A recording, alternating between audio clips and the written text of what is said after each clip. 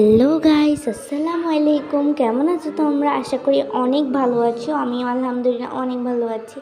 আজকে তোমাদের সামনে নিয়ে এসেছি স্প্রিং অর্থাৎ বসন্তকালের দৃশ্য।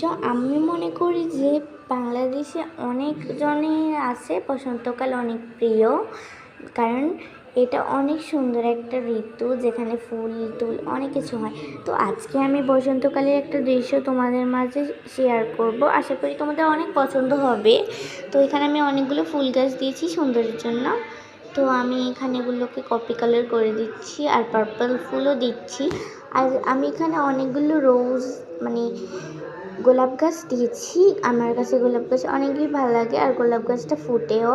তো গোলাপ গাছ দিয়ে দিয়েছি, এটা অনেক সুন্দর লাগতেছে। আর যেহেতু আমার কাছে এই লাল লাল উপরের সাইড লাল আর নিচের সাইড ইয়েলো কালার ঘরগুলোই বেশি ভালো লাগে, তাই আমি এরকমই দিয়েছি।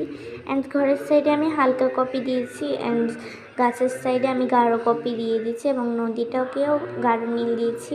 যেহেতু আমার স্কাইটা করা হয়নি, স্কাইটা হালকা স্কাই ব্লু দিয়ে করে নিয়েছি এবং সাথে একটা পাখি ছিল, ওইটাকে আমি সুন্দর করে ড্র করে নিচ্ছি।